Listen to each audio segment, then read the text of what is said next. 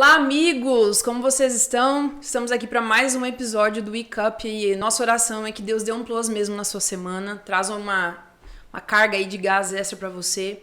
E uma coisa que nos alegra muito é sempre ter pessoas aqui nesses episódios que possam de alguma maneira trazer para você o que tem no coração de Deus. A gente tem o privilégio de receber aqui na base pessoas muito especiais, que têm andado perto com o Senhor, têm vivido coisas incríveis. E é nossa alegria poder compartilhar essa mesa com você. E hoje a gente tem aqui uma pessoa muito especial, que inclusive é professor dessa semana da nossa ETED, Esdras. Obrigada por ter aceito participar. Já estou aqui conversando com ele, fazendo perguntas, tentando entender o ministério, a vida. Na vida não vai dar pra entender, né? Mas o jeito do ministério eu tô conseguindo entender.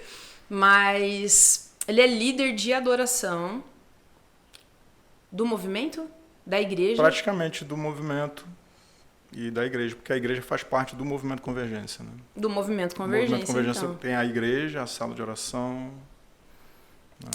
E aí a gente estava aqui falando sobre adoração profética.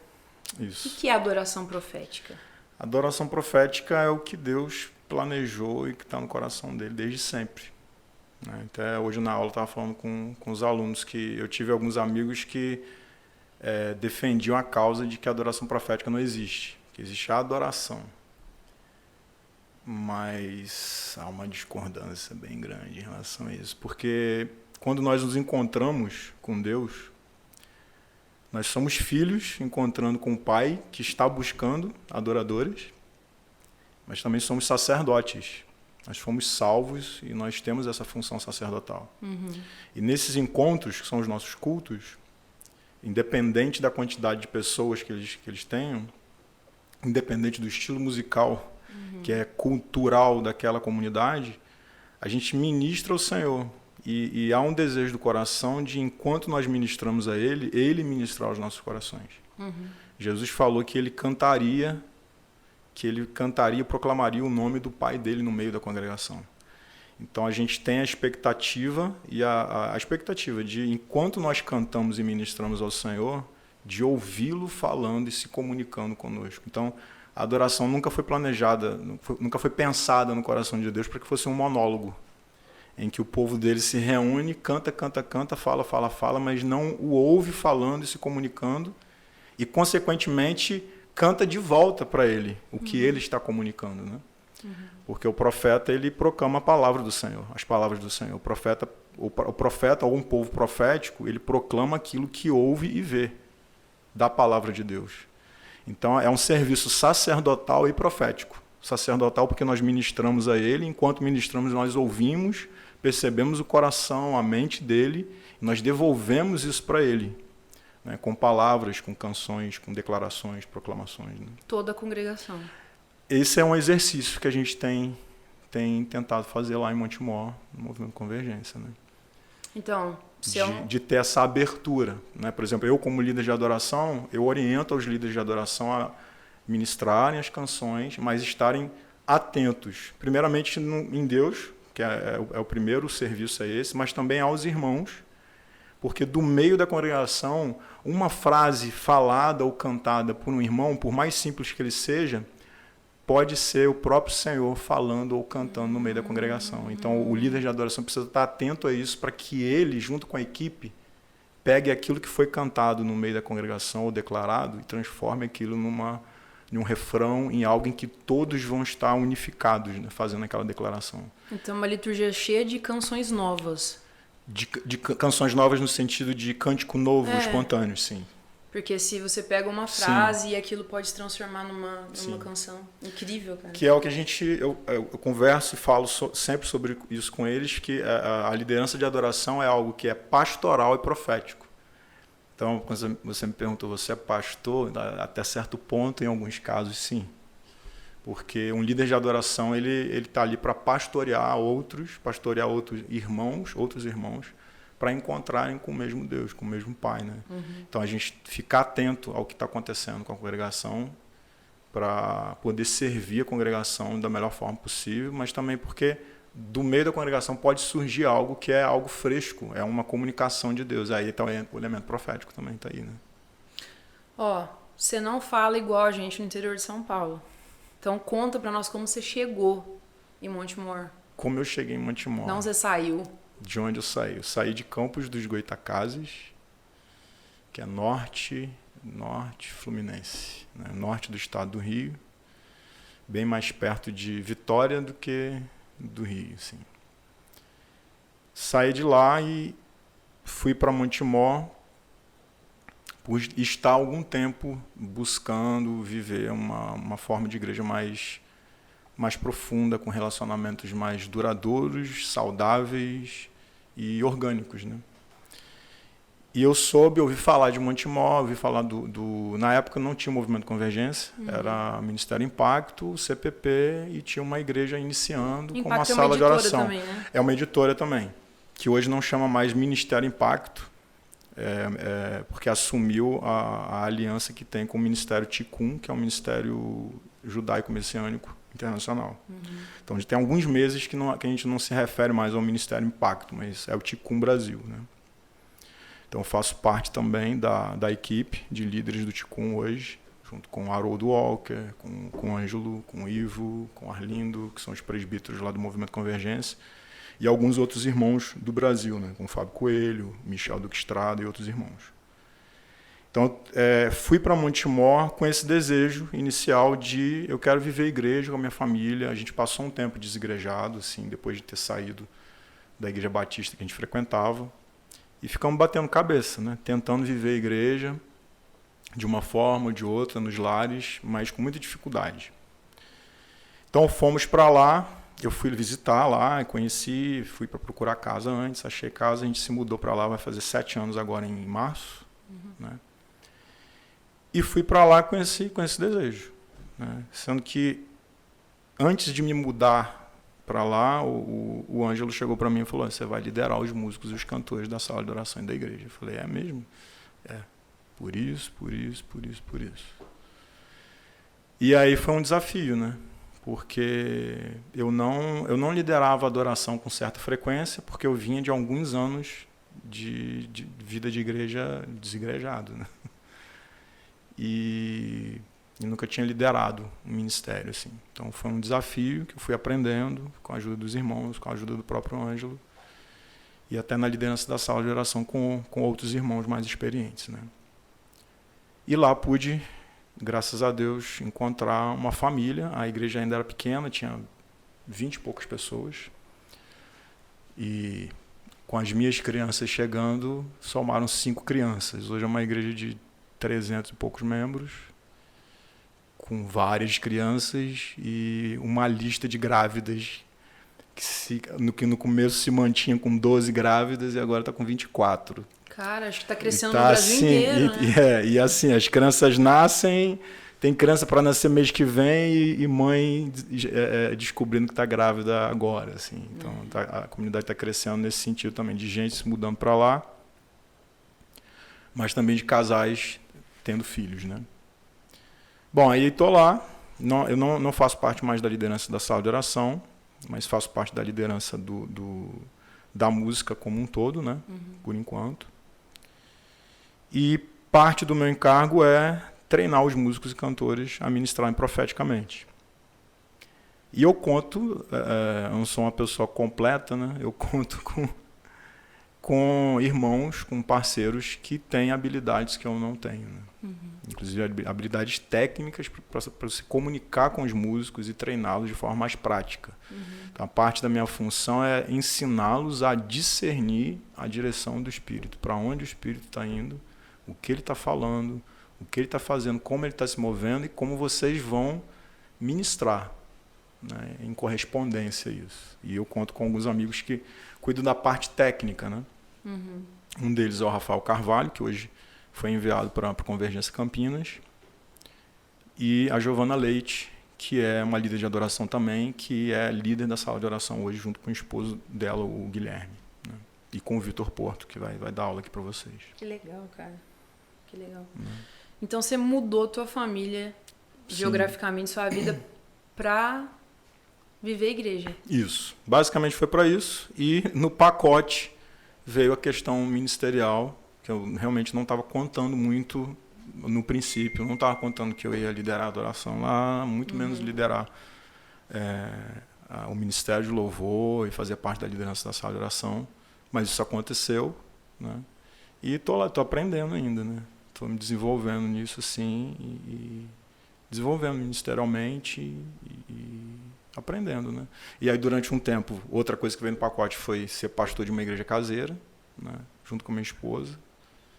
Então, toda terça-feira, a gente se preparava para receber 15, 20 pessoas na copa da casa, porque a casa tem copa, é uma casa antiga. Que legal. Tem a cozinha e a copa. E ali a gente recebia esses irmãos e tinha um momento de comer juntos, e de ouvir uns aos outros, e ministrar uns aos outros, e partir o pão juntos, né? E viver isso juntos, ter essa experiência de viver a igreja juntos, né? Você falou que a comunidade hoje, no geral, tem em torno de 300 pessoas. Mais ou menos. Tem 200, bebês 300 chegando. Sim. E tem pessoas se mudando. Muitas pra pessoas lá. se mudando. Que é isso? Eu falei com você, né? Tipo, você pegou sua família do Rio e brotou no interior de São Paulo. E esse movimento tá acontecendo ainda, isso continua né? acontecendo. Como que é isso? A gente tem pessoas de todas as regiões do país, praticamente. Eu acho que o lugar que a gente tem menos gente é daqui da região central, assim, centro-oeste. Mas tipo, sudeste, norte, nordeste, sul, tem gente. E eles chegam lá falando o quê? Ou ele já tem uma conversa antes? Não, assim, percebem o que está acontecendo lá. Muitos se mudaram por conhecer o Ângelo, a Carol, o Arlindo de redes sociais, e muito por causa do ensino teológico. Ou do CPP, do ensino que tem no CPP, no curso de preparação profética, ou depois, posteriormente, por causa de pregações, ou por causa do EAD Convergência, da Escola Convergência. Mas, e muitos também por causa do foco nosso lá, que veio a ser mais claro e mais assumido de, acho que uns 2 anos para cá, que é o foco na presença de Deus, né? Então, aquilo que eu falei com você do Ângelo ter assumido o chamado dele de forma mais clara em relação ao profético e à presença de Deus, isso fez uma virada na comunidade, né? De ser uma comunidade que realmente é voltada para a presença de Deus. Então, isso também está atraindo muita gente para estar com a gente lá, né? Pessoas sedentas que têm um chamado parecido, de ser pessoas que nasceram para estar voltados para a presença de Deus, para se tornarem meio que guardiões assim, da presença, sabe? Então, a gente tem bastante gente mudando muito por causa disso também. Famílias, jovens. Muitos desses vão para fazer o CPP e conhecem a comunidade e acabam ficando para morar na cidade, né? Tanto solteiros quanto casados. E é isso, assim, tem acontecido, né? Caraca, e como você vê isso a médio e longo prazo, assim? Essas pessoas vão ficar lá, ou é um tempo de Deus, assim, de essas pessoas irem para poder se desenvolver, ou poder experimentar, porque, pô, é que nem você falou, né? Ficou claro de 2 anos pra cá o que vocês são, e isso foi assumido também, né? Porque são 2 coisas diferentes. Primeiro, vocês terem esse entendimento, pô, nós somos uma casa e nossa prioridade é a presença de Deus, a gente não vai... E isso, assim, quando você prioriza uma coisa, quer dizer que você está descartando outras também. Sim. Tipo outras assim, estão ficando meio pro lado, e pessoas que de repente se juntaram a nós, que estavam pensando muito mais na parte teológica e tal, mas que não tinham tanta inclinação para esse lance da presença, porque, tipo assim, você fala de presença de Deus, a gente está falando de coisa meio mística / profética. Então, pessoas que não têm tanta inclinação para isso, de certa forma, podem se tornar um pouco incomodadas e até certo ponto até sair por causa disso, né? Mas aí não é um problema necessariamente, né? É uma questão de identificar. Não é uma questão de identificação mesmo, né? E aí vocês vão se assumindo e isso vai atraindo pessoas. Sim. E a médio e longo prazo, o que você acredita? Eles vão se desenvolver porque muitas pessoas... Bom, pode ser que muitas pessoas por muito tempo tenham visto o encargo profético como uma coisa... Ah, mano, Isso aí é Sim, coisa de lunático, sim, sei é lá. uma coisa secundária, eu também venho assim, de uma meio de igreja lado. reformada e tal, então Sim. você sabe que isso não Sim. era uma coisa respeitada. Sim. Respeitada, talvez essa seja a maior palavra, no corpo Sim, mesmo. sim, sim. Então, essas pessoas vão ter oportunidade de se desenvolver, né, Sim. e tudo mais. Mas você acha que é pra ficar ali ou Deus é um tempo de Deus depois Olha, de dispersar? eu penso que depois de um tempo de estarem ali, essas pessoas vão estar bem capacitadas e treinadas. E que em algum momento essas pessoas vão começar a ser enviadas. Porque isso já, de certa forma, começou a acontecer. E é natural, parece, né, na igreja do Senhor, quando vai rolando. Então, isso, naturalmente está acontecendo aos poucos, né? A gente tem uma família que foi uma das famílias fundadoras da comunidade, assim, que era um casal na época, depois eles adotaram 3 filhos, e depois, em algum momento, em uma das conferências nossas, eles sentiram de ser enviados aqui para o Nordeste, e depois de um tempo foram enviados e estão aqui na Missão Nordeste, que eu não sei, acho que é na Bahia. Né? Então, e alguns outros irmãos têm vindo também para estar com eles. Então, isso naturalmente vai acontecendo. Né? Como é que sua família funciona no meio de um encargo profético? Como que se dá isso? Minha família é bem normal, né? Assim, bem normal. A gente é uma família homeschooler isso hoje. é ótimo, né, de saber. É bem normal. Que bom. A minha esposa trabalhava na nossa cidade, ela tinha um trabalho fora de casa. Indo para lá, isso meio que se tornou meio que impossível. Então, ela assumiu a criação dos filhos assim, de forma integral. A gente já tinha um desejo de trabalhar com homeschooling. Isso, de certa forma, aconteceu de um ano para cá, muito por causa da pandemia. E a família funciona da seguinte forma, assim, hoje. Né? Eu falo para vocês um pouco da rotina. Assim, né? A gente acorda de manhã, toma café juntos. Podia não ser de manhã, podia ser meu dia, tô brincando. Acordamos, tomamos café juntos, temos um tempo de culto doméstico, que a gente lê as escrituras. Todo dia? Todo dia. Aí, quando não dá, não dá. Né? Leitura das escrituras, compartilhar o que está lendo das escrituras. A gente está lendo os mesmos capítulos, desde Gênesis, para fechar, para chegar em Apocalipse, estão lendo seguidamente. E tempo de oração, de sentir se tem algo específico sobre um, sobre o outro, para orar, para ministração, e pregação do evangelho para os filhos, para as crianças, desde pequenos. Então, a rotina nossa começa assim, e depois de um tempo, cada um vai para o seu lado, fazer o seu devocional, faz os seus afazeres. Né? Minha esposa fazia as coisas da casa, cuidar da educação deles, e eu vou para ter meu tempo com Deus, assim, também de devocional, de desenvolver a espiritualidade, de leitura, de estudo das escrituras, para na parte da tarde eu me envolver com coisas práticas do ministério. Né? E ela cuidar das crianças dessa forma, assim, durante o dia. Né? Então, basicamente, isso assim. E a gente tem as reuniões da Igreja Caseira, então toda terça-feira tem a reunião da Igreja Caseira e tal. Eu vou para a sala de oração também, ela fica com as crianças, entendeu? As crianças não vão? Vão para a sala de oração comigo às vezes. O mais velho vai mais, assim, né? Comigo. E eles estão se desenvolvendo também, estão curtindo, estão ali. Meu filho nasceu de novo, o mais velho, acho que tem 2 anos. Ele nasceu de novo mesmo, assim, e foi batizado. Tive prazer e o privilégio de batizá-lo nas águas. E a gente continua pregando o evangelho para os outros, assim. Então, em termos de rotina, é bem isso, assim, né?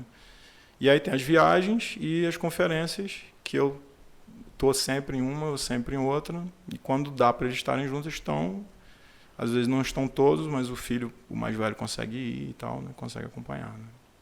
Você está ministrando essa semana aqui na ITED Adoração Profética e Casa de Deus. Casa de Deus. Eu comecei com Casa de Deus. Você começou com Casa de Deus. Porque dá uma base para adoração profética. Para eu falar sobre adoração profética. Fala para nós, o que é isso que você está falando?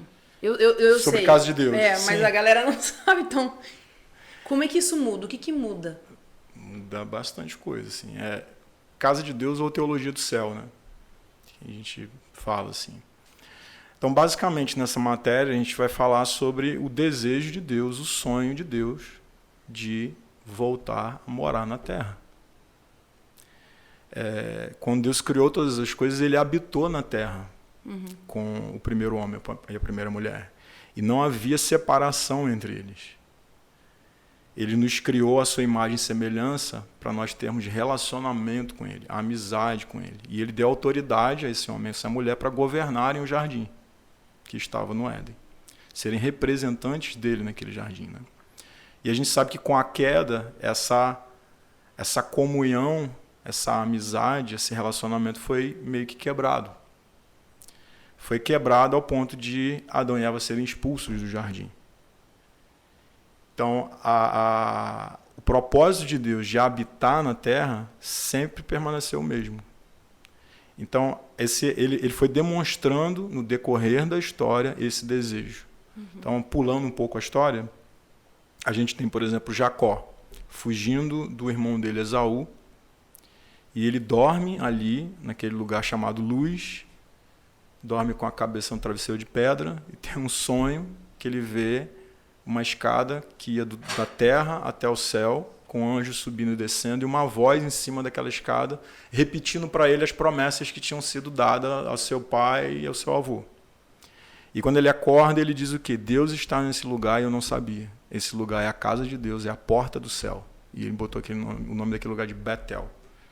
Aquele lugar foi um lugar onde Deus se manifestou. Então, se Deus se manifestou naquele lugar, aquele lugar foi um santuário.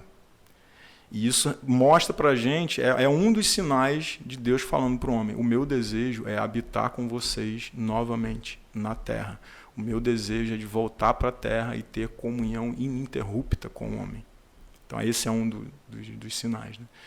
Um outro sinal, dando um salto bem grande assim, de prova de que Deus quer habitar com o homem, é o próprio nome que ele, através do anjo, proclama a Maria, quando o anjo aparece para Maria e diz: você vai chamar o nome dele de Emanuel, Deus conosco. Ou seja, Deus é entre vocês. A gente tem João 1, né? João 1,14. E o verbo se fez carne e habitou entre nós, e vimos a sua glória, glória como do unigênito do Pai. Então, esses textos dão para a gente umas provas, né? O próprio Deus falando para Moisés para construir um lugar para ele morar, em Êxodo 25.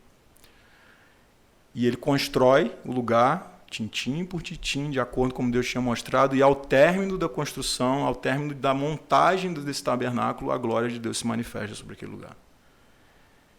E a mesma coisa acontece depois com Davi, também fez de acordo com o que os profetas tinham mostrado para ele, e Deus se manifestava sobre aquele lugar, aquela barraca em cima do Monte Sião, em cima da Arca da Aliança. O Templo de Salomão, a mesma coisa, né? Na inauguração do templo, Salomão faz a oração de inauguração do templo, e a presença de Deus enche aquele lugar a ponto de não conseguirem entrar, nem sair, como foi também com o tabernáculo de Moisés. Então, uma presença bem real e tão objetiva em encher o lugar que uma pessoa com um corpo físico não podia entrar naquele lugar. Então a gente entende que o recado de Deus em todas essas situações é ele falando: eu quero voltar a habitar na terra, né? E quando a gente fala disso, fala de construir um lugar para a presença de Deus, ou seja, porque o assunto é a casa de Deus, né? Uma habitação, um lugar para ele habitar. Qual lugar, para onde nós vamos olhar para ter um padrão para nós construirmos na terra? Construirmos algo na terra que seja um lugar agradável para ele habitar, né? Paulo, em uma das suas cartas, ele fala que ele era um construtor, e ele fala que de materiais. Eu não vou lembrar, vou falar o texto assim, exatamente como está, mas ele fala assim: quem vai construir, cuida como constrói. Então ele cita materiais, por exemplo, ouro, prata, pedras preciosas, madeira, feno, palha, como se ele estivesse comparando. Materiais preciosos são materiais eternos, materiais menos nobres, como madeira, feno, palha, são materiais terrenos. E aí no final assim ele vai desenvolvendo e fala que no dia do Senhor o que cada um construiu vai ser provado pelo fogo. E aí ele fala sobre ser construtores, sábios construtores.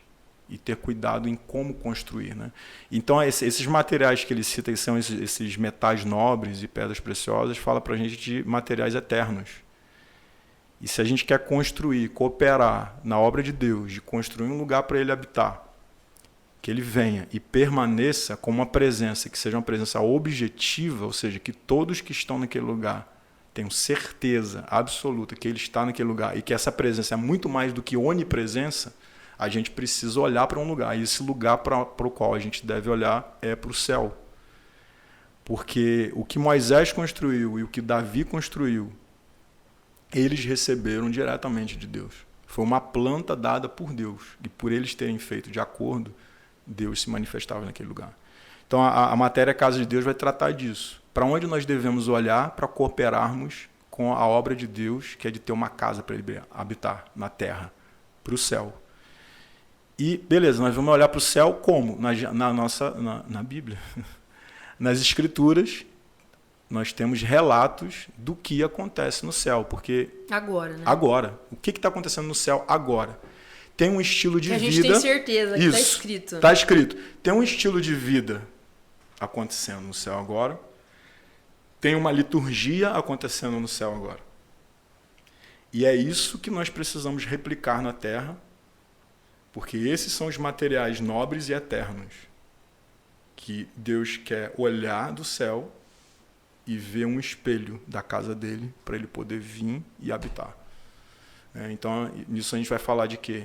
Qual a relação disso, por exemplo, com a outra matéria que eu vou lecionar a partir de amanhã, que é a adoração profética. Total. Porque o estilo de vida ao redor, o estilo de vida no céu, que todos estão ao redor dele. Todos estão adorando a ele. A adoração é exclusiva a ele. Mas essa adoração tem um estilo também.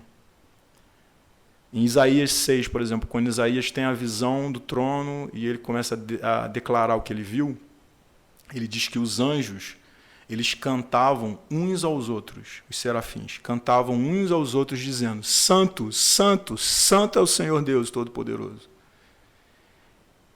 Por que uns aos outros? Porque eles declaravam o que eles viam uns aos outros. É uma conversa, é um diálogo. Então, no céu, a adoração ela é responsiva. Existe canto antifonal no céu. Então, isso é uma das coisas que a gente imita aqui na Terra também, e o que ficou muito famoso de um tempo para cá, que é o chamado modelo harpa e taça. O modelo harpa e taça vai envolver isso, né? O canto antifonal. Uma conversa em que as pessoas estão ali desenvolvendo algo que elas estudaram nas Escrituras, olharam primeiramente para as Escrituras e estão cantando aquilo ali. E a gente tem padrões, né? Padrões sobre o que cantar também, a gente percebe isso. E no céu tem intercessão. Então, no céu não tem só apenas música de adoração, tem intercessão. Tanto João, no caso, né? João, ele declarando sobre o que ele vê no céu, sobre os 4 seres viventes, os 24 anciãos, ele diz que eles têm uma harpa numa mão e taça em outra mão. A harpa significa para a gente a adoração e a harpa a intercessão dos santos. O próprio texto diz isso para a gente. Não é algo que você lê o texto e força o texto. O próprio texto diz isso. Então, se no céu a adoração e a intercessão elas estão acontecendo ao mesmo tempo, é porque Deus planejou que fosse assim. Então, aí isso faz parte da planta que a gente vai copiar e vai replicar na terra para que haja adoração aceitável a Deus, para que ele se sinta à vontade. Isso faz parte da edificação de uma casa para ele, né? Uma casa feita de oração, uma casa de oração, ou seja, uma casa que as orações estão de acordo com a mente e com a vontade de Deus. E um povo sacerdotal, um povo que tem se deixado transformar a imagem dele de acordo com a vontade dele, fazendo as coisas de acordo com como ele planejou que fosse, né? Então, basicamente isso, assim, né? A adoração profética vai ter muito a ver com isso. Por quê? Porque a adoração, eu comentei com você antes, a adoração é algo sacerdotal. Você declara algo, você dá uma resposta a uma revelação sobre a beleza, o caráter, o poder de Deus. Isso se dá muito com as Escrituras, mas também com o Espírito Santo. Uhum. Então a gente devolve para ele o que a gente está percebendo. e canta para ele. E ao cantar para ele, nós crescemos em revelação, nós recebemos, nós o ouvimos de certa forma e crescemos em revelação e cantamos de volta. Então, é algo de mão dupla, né? Algo que nós damos a ele porque estamos percebendo algo dele, nós recebemos de volta e também declaramos. Então, profético, né? Sacerdotal e profético, né? Ao mesmo tempo, né? Ai, ai. Tô falando pra caramba, né? Não, tô mas... sentindo calor, tô suando. Então, se você vê esse bigodinho de suor, que aqui a gente, né, tá aqui quente, tá quente o negócio. Deixa eu te falar. Não, eu tô processando enquanto você fala. TDAH explodindo na cabeça. Falei muito, né? Tô falando muito, mas não sei se eu tô falando de forma redundante. Não, tá redundando o quê? Tá redundando nada. Eu que tô aqui. Eu tenho que me preparar melhor, porque eu fico processando o que os convidados falam. Não, eu tô continuando aqui. Mas eu fico. Eu faço uma pergunta e a pessoa tá respondendo, eu tô aqui, caraca, olha o céu, não sei o quê. Não, então não tem a ver com uma estrutura, tem a ver com a liturgia, não sei o quê. Tá porque o que está acontecendo no céu agora é uma liturgia. Sim. E é uma liturgia profética. Tem uma forma. Tem uma forma. Né? Tô lembrando assim... de algo, eu não vou lembrar o versículo, mas está lá em Apocalipse. Em Apocalipse a gente tem alguns cânticos, alguns hinos que são cantados. E eles são cantados por quem? Tem hino que é cantado pelos 4 seres viventes, tem hino que é cantado pelos 24 anciãos. Hoje eu li um texto que era assim, os 4 seres viventes, eles cantavam algo para Deus. Em seguida, todas as criaturas que há no céu, na terra, debaixo da terra e no mar e tudo que neles há, cantavam algo. Em seguida, é bastante coisa, todas, né? é bastante coisa. E assim, todas as criaturas envolvem todas as criaturas. Seres invisíveis, microscópicos e grandes. Então, olha, o João ouviu isso. Os 4 seres viventes, 4 criaturas, querubins, proclamam algo. Logo em seguida, todas as criaturas que há no céu, na terra, nos mares, declaram algo. Logo em seguida, os 24 anciãos dizem amém. Porque eles ouvem. Isso. Eu mudei a ordem. Vai editar depois? Não, mete o pau, velho. Mete o pau. Se qualquer dúvida, você fala com ela. Um grupo de seres, são anjos. Milhares e milhares de anjos declaram algo. Em seguida, todas as criaturas no céu, na terra e debaixo da terra declaram outras coisas. Em seguida, os 4 seres viventes dizem amém. E em seguida, os 24 anciãos se prostram. E é se prostrar com o rosto no chão. Que é tipo, toda aquela atitude empurra eles para essa prostração. E é algo processual. Um grupo declara algo, outro grupo declara algo, outro diz amém e um outro grupo dá uma outra resposta. Que é física daí. Que é física também. Né? Então tem algo acontecendo. E tudo isso a gente observa e vê algo que a gente pode, à medida que a gente percebe o Espírito Santo, enquanto a gente ministra ele, a gente vai responder de acordo. Né? A gente tem, por exemplo, 24 anciãos. São 24 presbíteros. Há a interpretação de que são 24 líderes de adoração, ou 24 presbíteros que lideram a adoração no céu. Né? Uns dizem que são os 12 líderes de Israel, das tribos, os 12 apóstolos, enfim, são líderes e são anciãos. São velhos. E eles se prostram. Eles são velhos. São velhos. Eles se prostram diante daquele que está sentado no trono e do Cordeiro. Isso é um exemplo para todos nós que somos líderes e somos mais velhos no corpo de Cristo. A nossa honra e títulos que a gente tem e respeito que a gente tem diante do Senhor vem dele, mas não é nada. A gente precisa se render a ele. Então, quando a gente observa essa liturgia que acontece no céu, a gente vai aprendendo lições de como devem ser as coisas na reunião dos santos na terra. Né? Você cresceu numa cultura reformada, Sim. Posso dizer assim? Sim. Você é filho Total. de pastor presbiteriano e tal. Neto de Só que aí, então, pastor presbiteriano. Então você já vem com uma história, né, tem algumas gerações. Mas aí, o que você está me falando aqui sobre... Porque você está falando para mim sobre quem você é. Né, e isso tudo que você está ensinando a quem você é, né? É o que você tá sim. vivendo com Jesus e tal. Como é que foi que Deus virou você, assim? Tipo, deixa eu tentar explicar o que eu quero saber. Tipo assim, como é que foi que Jesus apareceu pra você de maneira mística, assim? Que você falou, Sim. cara, não é só isso. Ele Sim. é... Tô lembrando, uma aluna me perguntou algo semelhante hoje e a primeira coisa que eu lembrei. Eu, na minha casa, ouvindo os irmãos na Catedral da Assembleia de Deus, no quarteirão de trás da minha casa, cantando hinos da harpa.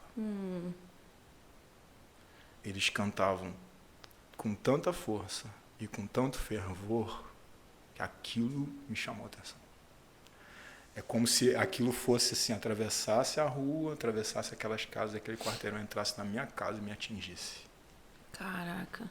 E naquele dia eu falei, cara, tem uma parada diferente aí que eu não experimentei ainda. Não é só uma música isso, Não né? é só música isso. Né? Tem algo diferente nisso e eles provaram algo que eu ainda não provei. Te fisgou. E eu quero isso. Te fisgou. Sim. E aí, como que foi que isso foi evoluindo? Foi de boa pro seu pai ver que você tava, como posso dizer isso? Ficando diferente? Não. Ah, tá. Não foi. Acho que é difícil pra ele até hoje. Ah, tá. Mas tá de boa, vocês estão relacionando. Relacionamos, tá? Sim, mas é algo que é meio porque é bem pra diferente, ele. né? Olha só o que a gente tá falando assim. O céu está funcionando e a gente quer funcionar como o céu está funcionando. É bem diferente, entendeu? Do que você foi ensinado antes. Sim, né? Sim. Cara, deve ser uma loucura, né? Foi um processo, longo, foi algo né? progressivo, coisas foram acontecendo, né? Experiências. Nessa época, eu não tinha nascido de novo, sabe? Pelo menos eu não considero. Porque eu lembro o dia que eu nasci de novo. Eu não lembro data, não vou te dizer data. Como é que tal, foi? Mas eu lembro de um dia, depois de algumas semanas de crise, de arrependimento, de perceber que eu era um perdido mesmo, que eu estava indo para o inferno, e de clamar por misericórdia durante algumas semanas. Em um dia, no quarto dos meus pais, Jesus veio até mim. O que isso significa? Foi algo real. Eu percebi que ele estava vindo até mim, que havia uma pessoa e era Jesus. Ele veio até mim e ele tirou algo pesado de cima de mim e sujo de cima de mim e eu me senti novo e limpo naquele dia. Para mim, esse foi o dia que eu nasci de novo. Né? Mas eu tive experiências antes disso. Né? Tipo essa mesmo que eu te falei, de ouvir os irmãos da Assembleia cantando. E aquilo me atingir foi antes. Aí foi o Espírito de Deus. Sim, né? lógico. Então já era o Espírito Santo trabalhando na minha vida, né? E aí no decorrer dos anos eu fui crescendo em Deus, fui desenvolvendo, fui descobrindo coisas novas, né? Fui buscando e à medida que eu fui buscando eu fui encontrando, tendo encontros com Deus, né? E que marcaram a minha vida até hoje, né? Tô lembrando agora, por exemplo, eu comecei a estudar música com uns 12, 13 anos, piano clássico, lembro partitura e tal. E não tinha o piano, meu pai não comprou instrumento para mim, né? Eu ia para presbiteriano perto da minha casa e estudava lá no piano. Isso foi antes de eu nascer de novo. Isso eu tinha uns 13 anos. Eu vinha nascer de novo 3 anos depois, assim, de ter esse encontro que eu falei, de Jesus vir até mim, de eu me sentir realmente salvo, né? Com um carimbo assim, salvo. E metro ali, né? Então essa foi a primeira vez que eu tive um encontro assim, realmente com o Senhor, assim, dele falar o que eu ia fazer. Então a gente tem esse amigo em comum que é o Robson Sim. Oliveira, da Joconcion. E a gente ficou junto um tempo lá no CCL, né, na base do CCL. E eu tô lembrando aqui como o Robson fala as coisas, né? Eu tenho muita dificuldade com parábola. Sim. Porque fala logo a coisa pra mim, não fica, coisa né? de profeta isso. Né? Aí ele veio e me abraçou, que é uma coisa rara de Robson, um abraço, né, queridos? Que ele é todo assim, né? E ele me abraçou na despedida, a gente tava vindo pro Mato Grosso, ele falou assim, quando você escrever um livro, eu vou ler. Aí eu fiquei toda cagada. Fiquei tudo cagada. Primeiro porque ele me abraçou, que já deu medo. Falei, eu vou morrer, deve ser de despedida. Segundo que ele já lançou uma pedra ali na hora, né? Falei, oh, poxa vida. Mas eu amo ele demais, cara. Eu falo dele assim, um amigo, assim. Eu respeito muito ele e, mais que isso, assim,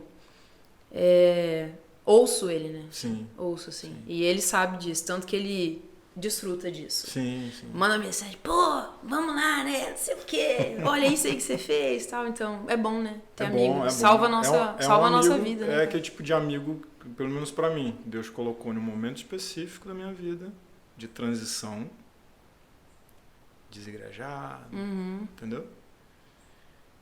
E mudou. Tipo assim, eu não liderava a adoração.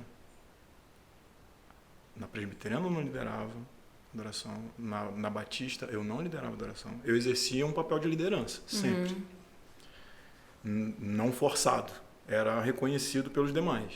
Mas eu não liderava a adoração. Eu não estava com a minha cara na reta, com o meu instrumento, cantando e conduzindo os irmãos em adoração.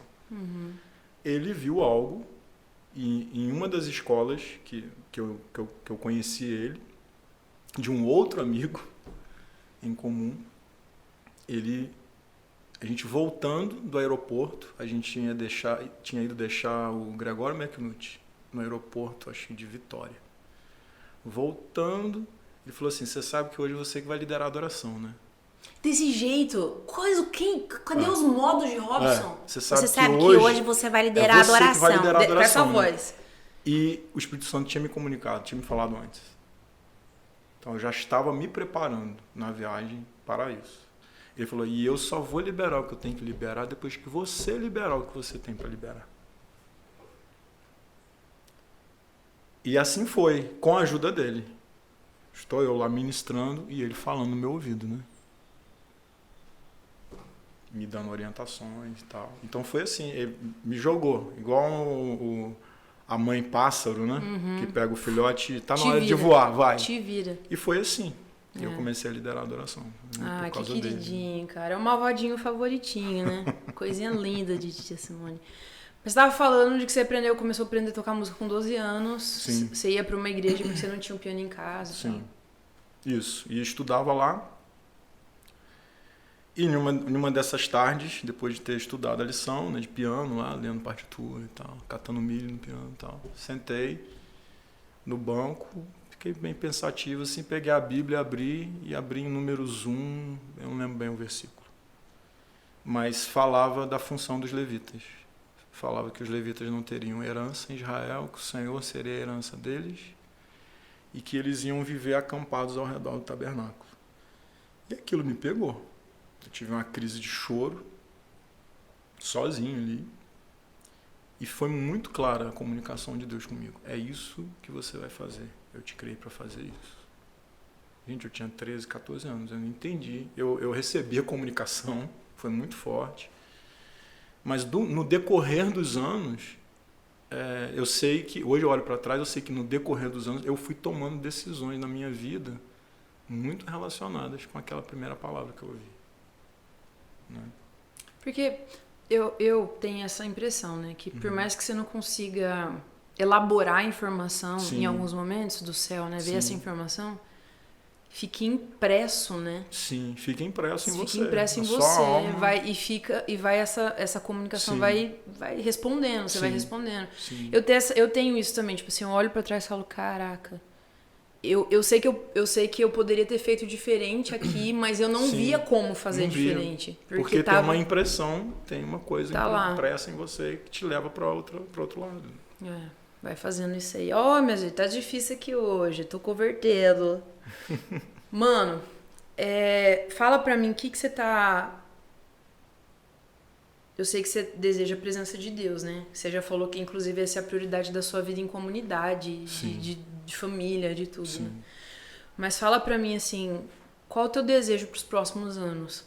Você fala, Deus, se não for a tua vontade, ok, mas eu gostaria de que fosse assim, tal. Desejo do seu coração. Sim. Ver meus outros 2 filhos nascidos de novo, né? Nos caminhos do Senhor e crescendo em Deus, se descobrindo em Deus, servindo ao Senhor. Mas também ver filhos na fé, Pessoas que eu tenho investido, crescendo, se desenvolvendo em Deus e indo muito além do que eu e treinando outros, né? Então eu tenho essa coisa assim esse desejo e o investimento, né? Tenho feito esse investimento em pessoas, principalmente líderes de adoração, especificamente. Então o meu funil é um pouco de ver esses caras realmente crescendo em ministrar ao Senhor profeticamente e servindo ao Senhor, servindo na edificação do corpo de Cristo e treinando outros, né? Tá me vindo uma palavra agora que é uma palavra que de alguns anos para cá se tornou muito forte para mim, que é uma das coisas que são os tijolinhos, né? As pedrinhas que Deus vai colocando no decorrer da história. Tem essa desse dia na presbiteriana, mas no decorrer da história tem uma outra coisa que aconteceu, que tem algo que aconteceu nas Escrituras que fica muito forte para mim, que é, então, eu vou falar o nome do lugar, um lugar chamado Ramá, que era um lugar onde o profeta Samuel morava e onde ele treinava profetas. E esses profetas eram músicos também, eles tocavam. E uma das cenas que envolve esses discípulos do profeta Samuel é Saul subindo a colina que levava para Ramá e ele encontra com um bando de profetas descendo do alto, tocando liras, tocando flautas e profetizando. Ele entra no meio daqueles homens e a Bíblia diz que ele se transformou numa outra pessoa e começou a profetizar também. E isso foi tão marcante em Israel que virou uma piada em Israel. As pessoas falavam assim, está Saul entre os profetas? De forma jocosa. Então, essa coisa de escola de pessoas que são treinadas para ministrar ao Senhor profeticamente e bem relacionado a músicos, isso é algo que mexe muito comigo. Então, parte do meu encargo e do que eu desejo ver nos próximos anos é pessoas que eu tenho investido crescendo nisso, desenvolvendo outros e se transformando em um grupo muito grande não só de líderes de adoração, mas consequentemente de músicos e cantores que estarão sendo treinados por esses líderes e ministrando profeticamente e não sendo apenas músicos que vão lá no culto e na reunião e tocam bem seus instrumentos, mas que não estão produzindo, não estão liberando realmente algo que sobe aos céus e que libera um ambiente celestial no local, né? Para ter encontros com Deus, com essa presença, né? Então, o que eu tenho pensado e orado e sentido para os próximos anos é de continuar desenvolvendo isso, de ver isso cada vez crescendo, assim, através de mim e dos que estão próximos de mim, né? Nossa, que incrível, cara. Que incrível. Ó, eu tô muito feliz que você tá dando aula essa semana aqui. Bom, eu tô muito feliz de estar aqui também. Eu tô vendo os alunos aí que parece que o legal é que a aula não acaba, né? Que vão pro almoço, eles estão em cima de você o almoço todo. E quando você sai, eles continuam a falar e pensar sobre o que Deus tá falando. Então isso é muito legal. E te ouvindo aqui, o que eu tô pensando é que especial que você tá ensinando uma coisa que Deus tá convidando a gente como base para viver, né? Não é uma coisa para essa TED, não é uma coisa para esse grupo de alunos, né? Eu sempre tava falando isso, gente, nós não vamos ter uma ETED e então a gente vai diante da face de Deus. A gente tá diante da face de Deus, então essa ETED vive isso com a gente, né? Então eu tô muito animada com isso tudo e com as pessoas que Deus tá trazendo aqui para trazer informações que faltam para nós, essas peças que faltam e vão fazer toda a diferença. Então a gente tá indo pro final. Mas eu queria muito que você deixasse uma palavra para quem tá ouvindo a gente, assim. Tipo, você tem alguma coisa para dizer, para deixar pro coração de quem tá ouvindo a gente ou vendo, né? Sim. Olha, que queima no seu coração, você gostaria de compartilhar. Abençoa as pessoas. Sim, amém. Que você ouça o Senhor e procure ouvir a voz do Senhor. Se você se sente meio perdido naquilo que você está fazendo ou no lugar onde você está, procure ouvir a voz do Senhor, porque o Senhor está fazendo algo na terra hoje. E Ele conta com você, Ele espera que você se envolva com isso. Há anos atrás eu estava meio perdido também, né? Eu sabia para o que o Senhor tinha me chamado, mas eu estava meio que desconecto, meio sem saber como servir, onde. E o Senhor me direcionou. E assim como Ele me direcionou, Ele pode direcionar você, e Ele quer fazer isso. Te direcionar para um lugar certo, com as pessoas certas, para você se encaixar na parte do corpo certa, para você funcionar e crescer e se desenvolver e se sentir útil para o Senhor e ser um servo que está não fazendo coisas para ser aceito por Deus, mas porque você tem encontrado esse Deus e tem tido prazer nele. Por ter prazer nele, você está descobrindo aquilo para o qual você foi criado para fazer, o que gera prazer também, alegria e satisfação de estar fazendo. Né? Você sentir que você está realmente sendo quem você foi criado para ser. Né? É isso que eu deixo. Assim, obrigada, viu? Obrigada por participar. Tá sendo muito especial para nós aqui. Obrigada a você que assistiu até aqui. Eu tenho certeza absoluta que Jesus está falando com você e que você está sendo impulsionado a silêncio para ouvir a voz de Deus e entender qual a sua parte nessa história toda, nessa grande história que é a história de Deus e que nós cremos que está sendo apontada para o final. Né? E nós queremos ser parte disso que Jesus está fazendo. Olha só, a gente está tomando Lebrinha aqui, essa água aqui do Mato Grosso. Lebrinha, patrocina nós, porque a gente já tá bebendo aqui a água, olha, patrocina nós. Mas brincadeiras à parte, aqui nessa tela você viu imagens dos cursos que a gente tem aqui na base, seminários e tudo mais. Manda direct se você quer mais informações lá no Instagram da base. Curte, compartilha, como é o negócio do sininho? Aperta o sininho, é isso? Clica no sininho e ajuda a gente a expandir esse projeto. Se você tem uma logomarca, você tem um negócio, você é um empresário e quer investir para a expansão desse podcast, para ele alcançar mais pessoas, entre em contato com a gente que vai ser muito legal ter essa parceria com você também. Deus abençoe vocês, muito obrigada e que realmente você possa desfrutar desse gás que Deus está dando para sua semana através desse episódio, viu?